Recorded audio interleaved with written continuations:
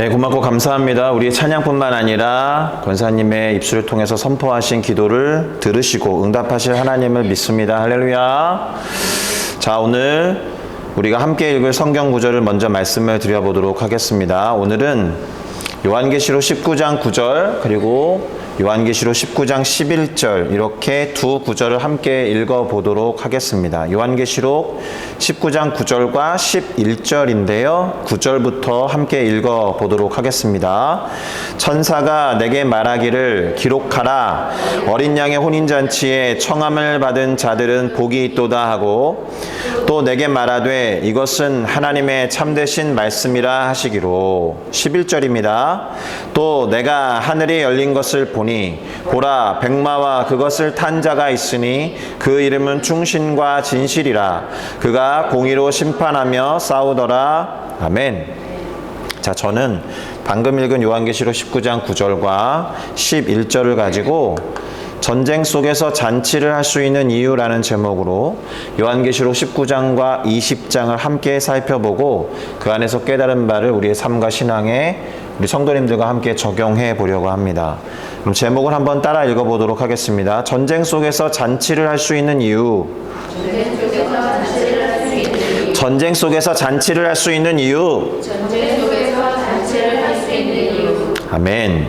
자, 함께 따라 읽었던 이 제목, 설교 제목 안에는 전쟁과 잔치라고 하는 대조가 되는 단어가 언급되어 있습니다. 보통은 전쟁 때 잔치를 하지 않죠. 전쟁 때는 잔치를 하지 않습니다. 예를 들어서 우크라이나와 러시아가 전쟁을 하는 동안, 지금도 마찬가지지만 두 국가 모두에서 예를 들면 스포츠와 같은 것들은 멈춰진 지 오래입니다. 그래서 두 국가의 프로리그에 진출한 해외 선수들도 다른 리그로 자유롭게 계약을 하고 떠날 수 있도록 할 수 있는 제도가 됐죠. 또 어떤 선수들은 축구보다도 중요한 것이 국가와 나라이니까 군인이 직접 돼가지고 전쟁터에 나간 축구 선수들도 있을 정도입니다. 또 지난주에는 영국의 엘리자베스 여왕이 세상을 떠난 탓에 영국에서 진행될 예정이었던 모든 행사들이 보류가 된 상태에 있습니다. 이렇듯 꼭 전쟁이 아니어도 안 좋은 일이 벌어지면 잔치나 무슨 행사 같은 것들은 하지 않는 것이 일반적인 경우라고 할 수가 있겠습니다. 자, 그럼에도 불구하고 그런 일반적인 경우와는 좀 다르게 함께 하기가 쉽지 않은 것들, 함께 나열하기가 쉽지 않은 말들을 우리가 종종 사용하는 경우가 좀 있습니다.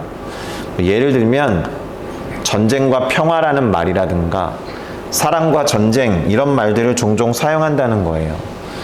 전쟁과 평화라는 아주 유명한 소설도 있고요. 그리고 영화도 있습니다. 심지어 이 이름으로 활동을 했던 가수, 그룹 사운드도 있을 정도니까요. 사랑과 전쟁이라는 말은 대단히 유명하죠.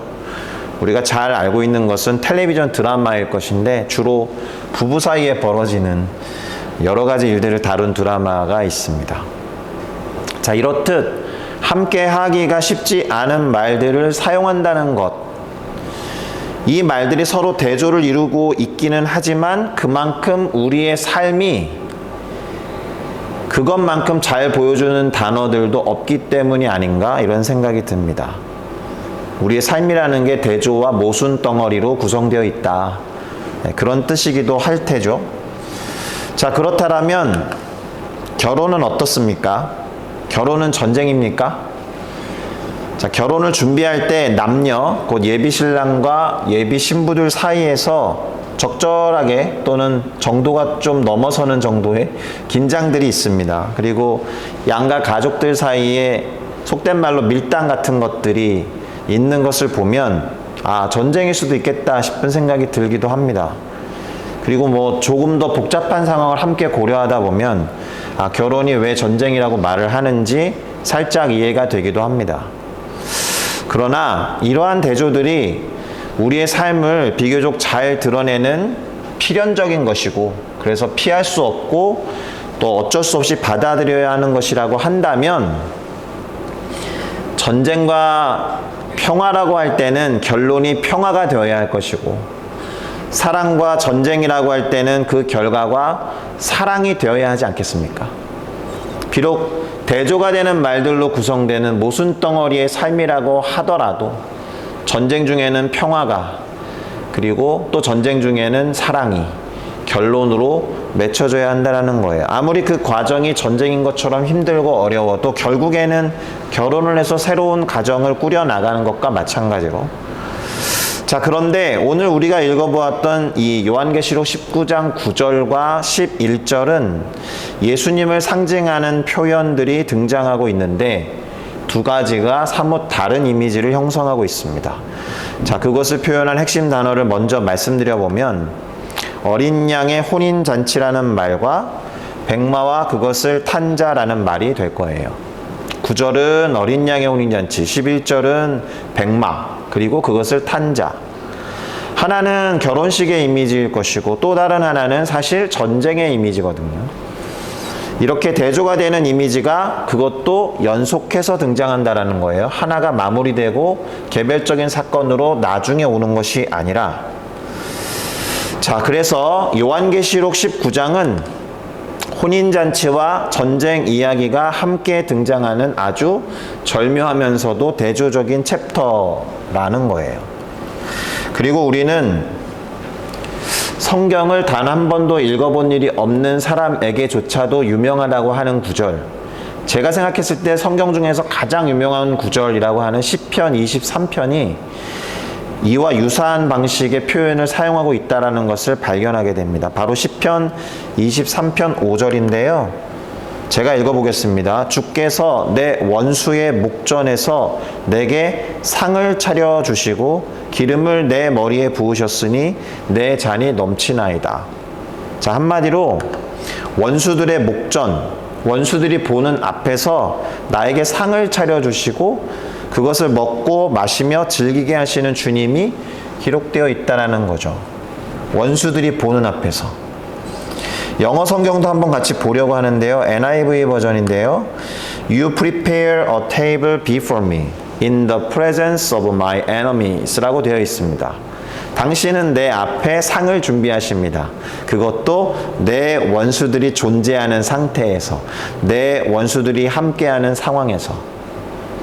자, 보통은 아까도 말씀드렸듯이 전쟁 가운데에서는 뭔가 상을 베풀고 잔치를 하지 않는다라고 했습니다. 물론 전쟁 가운데서도 먹는 거는 먹어야 되니까 상을 차려서 먹는지는 모르겠지만 상을 차리지는 않죠. 예. 군대에 있을 때도 전투 식량이라는 것을 이렇게 군대 군수품 특별히 제작된 그릇 안에서 다 짬뽕된 상태로 먹거든요. 상을 차리면서 정식적으로 식사를 하지는 않습니다. 그런데 이 말은 어쩌면 우리의 삶은 전쟁과 같다. 다시 말해서 원수들이 얼마든지 존재하는 삶이라는 것을 말하고 있는지도 모르겠다는 생각이 듭니다. 맞습니다. 성경은 악의 존재를 부정하지 않아요. 악이 시퍼렇게 살아있음을 경고하고 있습니다. 우리들의 현실이 결코 평안하다거나 쉽다라고 말하지 않습니다. 자, 그런데 그래서 문제가 되느냐? 그래서 힘이 드느냐? 또 걱정이 되느냐? 두렵고 무서우냐? 그게 아니라 비록 전쟁과 같은 삶이라고 하지만 그래서 원수들이 호시탐탐 우리를 지켜보면서 언제 물어버릴까, 언제 삼켜버릴까 하면서 으렁거리는 상황에 있는 삶이지만 주님이 베풀어 놓으신 만찬이 동시에 함께하는 삶이다라는 거예요. 매우 대조적이고 역설적으로. 그만큼 주님이 그런 상황 가운데에서도 우리를 먹이시고 입히시고 기르시면서 지키는 삶을 인도하신다는 것입니다. 믿으십니까? 할렐루야.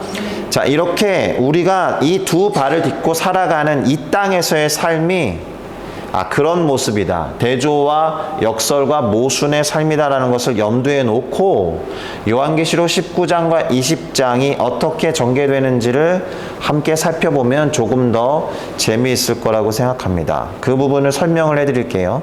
우선 19장의 첫 부분은 19장의 앞장이죠. 18장에서 바벨론으로 표현되어 있었던 하나님을 대적했던 모든 세력들이 멸망을 당한 것에 대한 반응으로서의 찬양이 등장해요. 특별히 할렐루야가 4번 기록되어 있습니다. 할렐루야 뜻은 아시죠? 하나님을 찬양하라는 선포인데 그렇게 일하신 하나님을 찬양하라라는 선포와 명령이 무려 4번이나 등장한다는 거예요. 특별히 이 할렐루야로 시작되는 이 찬양이 왜 나오게 됐냐 하면 그 앞장에 있었던 요한계시록 18장 20절에 대한 반응입니다. 요한계시록 18장 20절이 뭐라고 기록하고 있느냐 하면 하늘과 성도들과 사도들과 선지자들아 그로 말미암아 즐거워하라. 하나님이 너희를 위하여 그에게 심판을 행하셨음이라 하더라. 여기서 말하는 그는 바벨론이에요. 그리고 성도들, 사도들, 선지자들, 그리고 하늘을 포함해서 이와 같은 존재들은 어떤 세력들이냐? 바벨론 세력, 다시 말해서 하나님을 대적하면서 이 신앙인들을 열심히 핍박하고 이들로 인해서 고통을 당하게 만들었던, 그리고 피를 흘리면서 순교한 사람들을 의미합니다. 자, 그런데 이제 그들이 그토록 바라던 일이 벌어졌으니 즐거워하라고 했던 이 요한계시록 18장 20절의 명령과 말씀에 순종하면서 바벨론이 이제 심판을 받았으니 너희들이 그렇게 신원하기를 바라고 부르짖었던 것이 이루어졌으니 이제 즐거워하라 라는 이 명령에 19장에 이르러서 4번의 할렐루야를 외치며 찬양을 부르고 있다라는 것입니다. 할렐루야. 자, 그러고 나서 하나의 천사가 나와서 어린 양의 혼인잔치에 대한 예고를 합니다. 뭐라고 말했냐 하면 그 잔치에 초대를 받아 참여하는 자들은 복이 있다. 그리고 이 말씀은 하나님의 진리의 말씀이다. 이렇게 2가지를 말합니다. 다시요. 어린 양의 혼인잔치에 초대를 받은 사람은 복이 있다. 그리고 이 말씀은 하나님의 진리의 말씀이다. 이렇게 말한다라는 거예요. 복되다라는 말도 참된 말이다라는 것이고 어린 양의 혼인잔치가 있을 거다라는 것도 참된 말이다라는 거예요. 무엇보다도 어린 양의 혼인잔치에 참여하는 사람은 복되다라는 말 속에는 안타깝게도 어린 양의 혼인잔치에 참여할 수 없는 사람도 있을 건데 그 말도 역시 참이다라는 것을 포함하고 있습니다. 자, 이렇게 어린 양의 혼인잔치, 곧 예수님을 신랑으로 삼고 신부된 하나님의 자녀들과 성도들이 함께 장치를 하면서 즐거워할 거라고 예고를 했는데 그 다음에 이어지는 내용이 무엇이냐? 앞서 말씀드린 바와 같이 백마를 탄 예수님이 등장한다라는 것인데 혼인잔치와는 그 분위기가 사뭇 다른 전개가 이루어지는 전쟁 이미지가 나온다라는 거예요. 신랑으로서 백마를 타고 멋지게 결혼식에 들어가는 신랑의 모습으로 예수님이 그려졌다 그러면은 잘 맞아떨어지는 이야기이지만 11절에 보니까 백마를 타고 오시는 예수님은 공의로 심판하며 싸울 것이다 라고 되어 있거든요. 그러니까 이 싸움은 공의로 하는 심판의 의미가 있다라는 것이니까 사실 더 분명하게는 예수님이 승리하신다라는 거예요. 예수님이 승리하시고 그 싸움의 적이 되었던 자들을 심판하실 거다라는 말이 되는 것입니다. 할렐루야.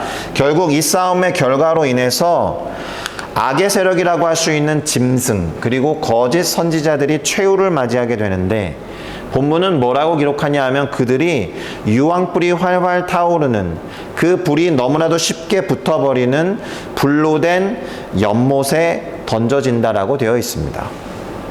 자, 그러니 어린 양의 혼인잔치에 참여한 사람들은 이와 같은 싸움을 보면서 잔치를 즐기는 상황이 된다라는 거죠. 원수들이 심판을 받는 것을 보면서 주님이 초대하여 참석하고 있는 즐기는 혼인잔치. 어디에 있느냐에 따라서 이 장면은 대단히 즐거운 것이 될 수도 있겠지만 대단히 반대로 비극적인 모습이 될 수도 있다라는 거예요. 자, 그런 의미에서 다시 시편 23편 5절을 한 번 더 살펴볼 필요가 있습니다. 원수들의 목전에서 베풀어 주신 상차림의 의미가 무엇이냐?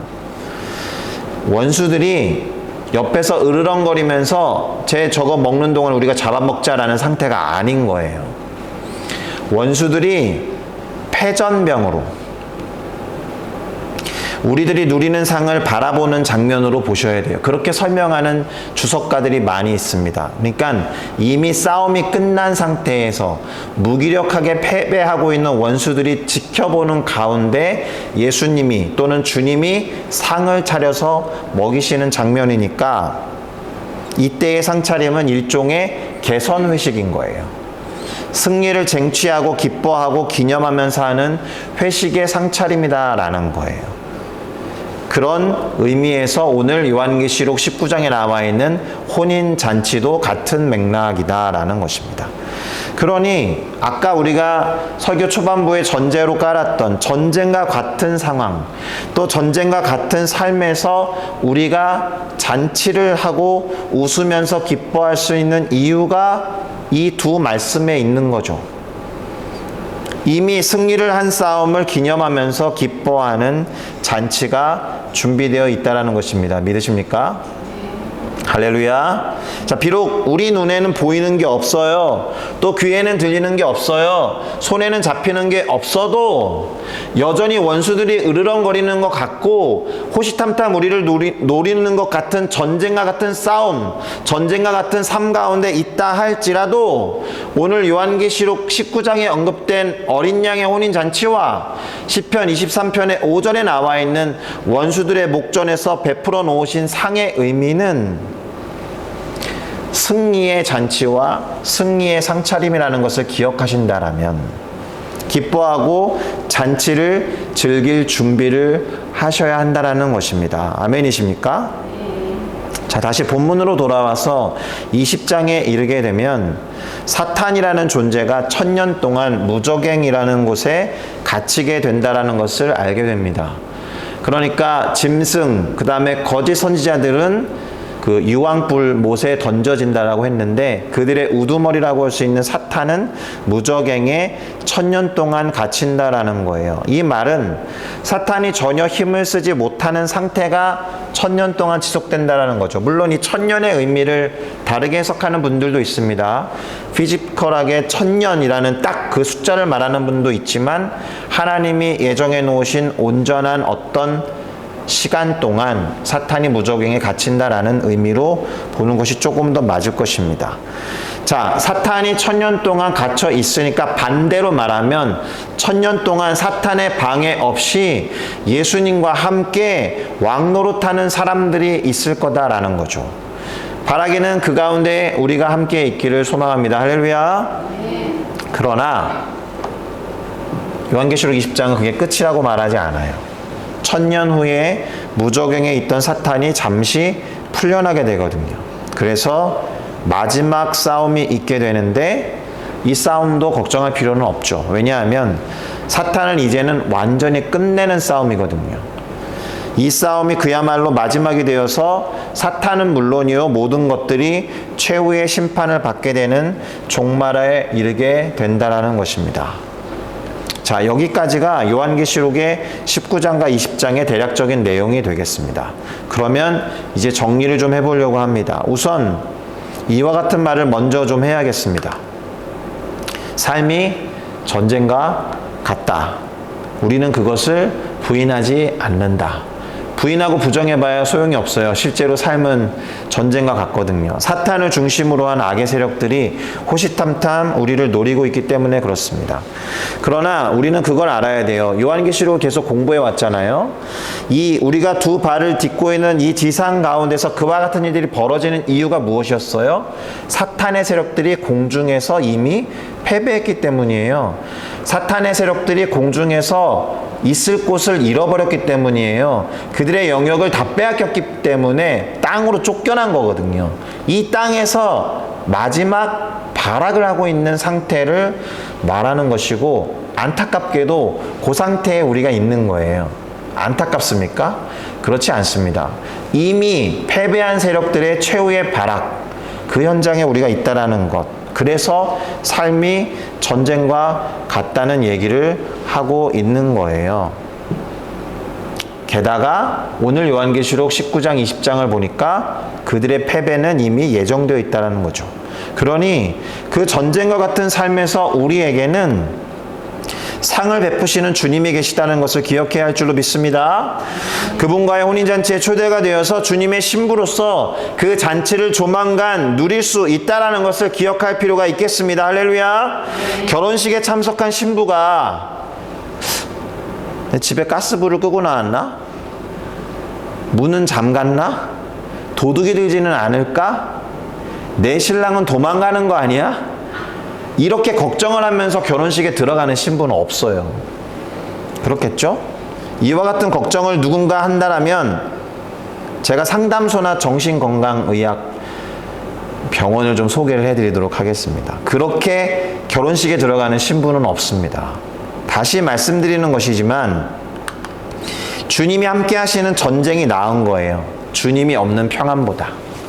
그러니까 전쟁과 같은 이 삶 가운데서 걱정을 할 것이 아니라 주님이 함께 하신다라는 것, 또 심지어 그 주님이 전쟁과 같은 삶 가운데에서도 우리에게 만찬을 베푸신다라는 것을 기억할 필요가 있겠습니다. 아멘이십니까? 특별히 이 요한계시록 19장부터 20장은 악의 세력들의 최후 그리고 그들의 심판을 보여주고 있는 챕터예요. 그러니까 시편 23편 5절에서 본 것처럼 패배한 원수들이 보는 앞에서 그들의 눈이 얼마나 무기력하다라는 것을 인정하셔야 됩니다. 패배한 원수들이 보는 앞에서 상을 베푸시는 장면은 그 원수들이 무기력하게 패전병으로 손가락 발가락 다 빨면서 부러워하는 장면에서 행하는 식사 장면이다라는 것입니다.